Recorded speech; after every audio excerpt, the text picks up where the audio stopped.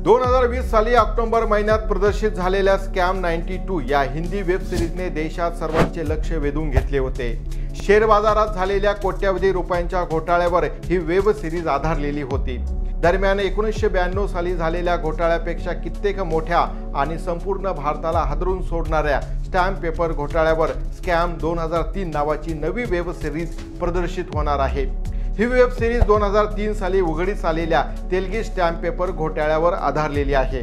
या पार्श्वभूमीवर Telgi stamp paper घोटाळा काय आहे, या घोटाळ्यात प्रमुख आरोपी असलेला अब्दुल करीम तेलगी नेमका कोण होता, त्याने कोट्यवधीची माया कशी जमवली, चला जाणून घेऊया या व्हिडिओमध्ये। नमस्कार, मी राजेंद्र भोसले आणि आपण पाहत आहात माझे यूट्यूब चॅनल राजेंद्र भोसले। अब्दुल करीम तेलगी हा कर्नाटकातील खानापूर येथील रहिवासी। कर्नाटकातील खानापूर हे छोटेसे गाव महाराष्ट्राच्या सीमेलगत आहे।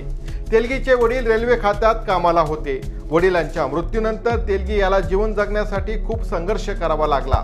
विशेष म्हणजे आपल्या संघर्षाच्या काळात त्याने रेल्वेत खाद्यपदार्थ विकले होते।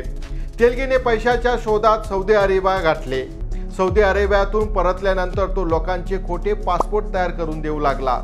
पुढे काही काळानंतर त्याने खोटे स्टॅम्प पेपर तयार करण्यास सुरुवात केली आणि भारतात स्टॅम्प पेपरला महत्त्वाचे स्थान आहे, त्यामुळे स्टॅम्प पेपरची विक्री भारतात मोठ्या प्रमाणात होते हे त्याने हेरले आणि त्याने नंतर बनावट स्टॅम्प पेपर छापण्याचा गोरखधंदा सुरू केला। त्या काळात कोणतेही कायदेशीर काम करण्यासाठी स्टॅम्प पेपरची मदत घेतली जायची, मात्र अनेक ठिकाणी या स्टॅम्प पेपरचा तुटवडा असायचा। ही संधी समजून तेलगीने बनावट स्टॅम्प पेपर तयार करण्याचे ठरवले। हा घोटाळा समोर आल्यानंतर गैरव्यवहाराबाबत अनेक बाबी उघडीस आल्या होत्या। त्यातील एक प्रमुख बाब म्हणजे तेलगी आपला काळा बाजार सुरू राहावा म्हणून स्टॅम्प पेपरचा कृत्रिम तुटवडा निर्माण करायचा। त्यासाठी त्याने काही शासकीय अधिकाऱ्यांना हाताशी धरले होते। तेलगीने पोलीस कॉन्स्टेबल पासून ते नौकरशाह आणि महत्त्वाच्या पदावर बसलेल्या राजकीय नेत्यांनाही लाच दिली होती। याच माध्यमातून त्यांनी आपल्या व्यवसाय आणि घोटाळ्याचा आवाका प्रचंड वाढवला होता। तेलगीने केलेल्या बनावट स्टॅम्प पेपरचा व्यवसाय इतका मोठा होता की देशातील 13 राज्यांना यामुळे नुकसान सोसावं लागलं। या घोटाळ्यातील सर्वात विचित्र गोष्ट म्हणजे कोणत्याही राज्याचे पोलीस किंवा सीबीआय सुद्धा आजवर या प्रकरणात सरकारी संपत्तीला झालेले नुकसान मोजू शकलेले नाही। नाशिकमधील इंडियन सिक्युरिटी प्रेसमधील काही अधिकारी त्याला या कामात मदत करायचे, तर दुसरीकडे तेलगी याचा हा अवैध व्यवसाय जोमात चालायचा। या काळात तेलगीने खूप सारी बेनामी संपत्ती जमवली। तेलगी याचा हा कारनामा 90च्या दशकात सुरू होता। 2017 साली स्टॅम्प घोटाळ्याबाबत इंडियन एक्सप्रेसने एक वृत्त दिले होते। या वृत्तानुसार 1991 साली खोट्या स्टॅम्प पेपर प्रकरणी एक गुन्हा दाखल करण्यात आला होता, मात्र या गुन्ह्याचा तपास करताना मुंबई पोलिसांनी हलगर्जीपणा केला। परिणामी तेलगीवर काहीही कारवाई होऊ शकली नाही।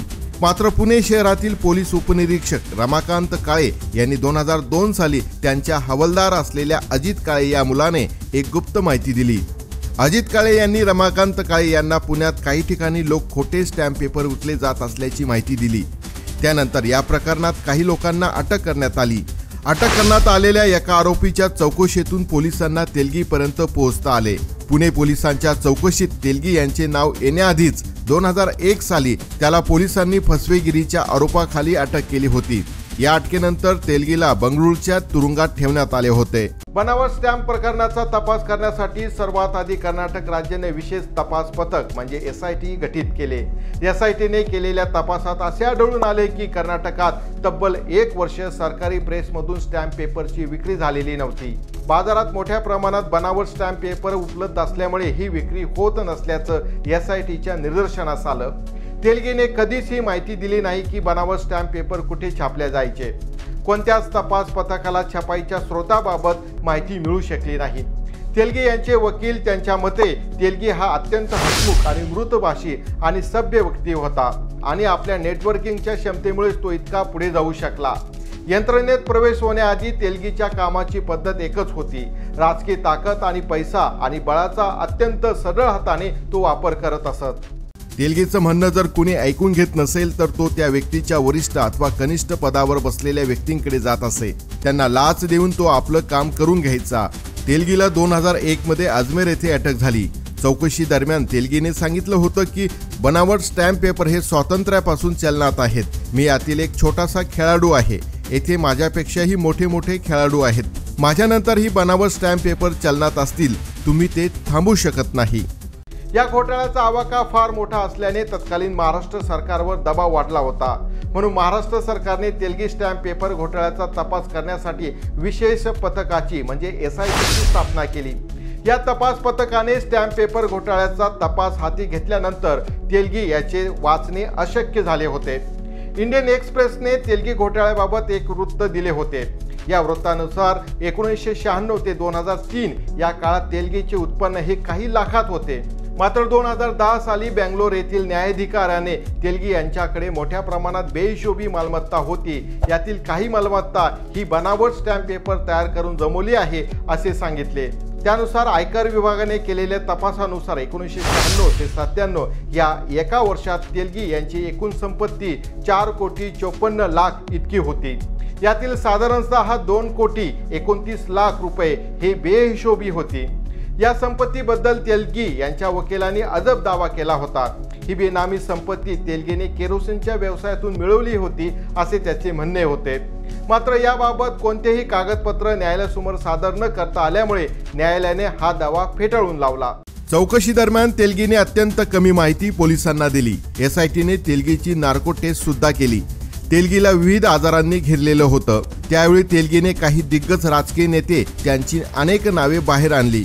बनावट स्टॅम्प पेपर जिथे ठेवले जायचे त्या ठिकाणाबाबत सुद्धा काही प्रमाणात माहिती मिळाली. हे घोटाळा प्रकरण तेव्हा ज्येष्ठ समाजसुधारक अण्णा हजारे यांनी लावून धरले होते. त्यांनी बॉम्बे उच्च न्यायालयात एक याचिका दाखल केली होती. या याचिकेची दखल घेत तेलगी स्टॅम्प पेपर घोटाळ्याची चौकशी एखाद्या वरिष्ठ अधिकाऱ्याकडून करावी असे न्यायालयाने आदेश दिले होते. त्यानंतर महाराष्ट्र सरकारने अतिरिक्त पोलीस महासंचालक पदावरून निवृत्त झालेले S पुरी यांची या प्रकरणाची चौकशी करण्यासाठी नेमणूक केली. तर पुरी यांना जयस्वाल यांनी तपास कार्यात सहकार्य करावे असा महाराष्ट्र सरकारने आदेश दिला होता. या घोटाळ्याचा तपास करणाऱ्या विशेष पथकाने 2003 साली पहिल्यांदा मोठ्या व्यक्तीला अटक केली. SITने महाराष्ट्रातील धुळे जिल्ह्यातील समाजवादी पार्टीचे तत्कालीन आमदार अनिल गोटे यांना अटक केली होती. तर 1 डिसेंबर 2003 साली नुकतेच शासकीय सेवेतून निवृत्त होणाऱ्या शर्मा यांनाही अटक करण्यात आली होती. तेलगी यांचा बचाव करण्याचा शर्मा प्रयत्न करत असल्याचा आरोप त्यांच्यावरती ठेवण्यात आला होता. या प्रकरणात विशेष तपास पथकाने 54 अटकेची कारवाई केली होती. त्यामध्ये 2 तत्कालीन आमदारांचाही समावेश होता. गोटे यांच्यासह तेलुगू देशम पार्टीचे आमदार कृष्णा यादव यांना देखील पोलिसांनी अटक केली होती. या अटकेनंतर तेलुगू देशम पार्टीने यादव यांची पक्षातून हकलपट्टी केली होती. 2004 साली या प्रकरणाचा तपास केंद्रीय अन्वेषण विभागाकडे वर्ग करण्यात आला. CBIने पुढे या प्रकरणी 2004 सालच्या ऑगस्ट महिन्यात न्यायालयात आरोपपत्र दाखल केले होते. 2007 साली तेलगीने आपला गुन्हा मान्य केला. परिणामी त्याला 30 वर्षे तुरुंगवास तसेच 202 कोटी रुपयाचा दंड म्हणून भरण्याचा आदेशही देण्यात आला. महाराष्ट्र संघटित गुन्हेगारी नियंत्रण कायद्याअंतर्गत न्यायालयाने तेलगी याला ही शिक्षा दिली होती. याच प्रकरणातील अन्य 43 जणांना देखील कोर्टाने दोषी ठरवत शिक्षा सुनावली. यातील बहुतांश गुन्हेगार हे तेलगी याच्यासोबत काम करणारे त्याचे सहकारीच होते. न्यायालयाने निकाल सांगण्याआधीच पत्नी शहिदाच्या सांगण्यावरून तेलगीने गुन्हा कबूल केला होता. 2017 साली मुंबईतील एका रुग्णालयात उपचारादरम्यान तेलगीचा मृत्यू झाला. त्यानंतर 2018 साली महाराष्ट्रातील न्यायालयाने त्याची आरोपातून मुक्तता केली. मृत्यू झाल्यानंतर तेलगीवर करण्यात आलेले सर्व आरोप नंतर रद्द करण्यात आले. मित्रांनो, तुम्हाला स्टॅम्प पेपर घोटाळ्या संदर्भातली ही माहिती कशी वाटली ते जरूर कळवा. आपल्या सूचना, प्रतिक्रिया आणि अभिप्राय खाली कमेंट्स बॉक्समध्ये लिहायला विसरू नका. या व्हिडिओमध्ये एवढेच. पुन्हा भेटूया एक नवा विषय घेऊन. धन्यवाद.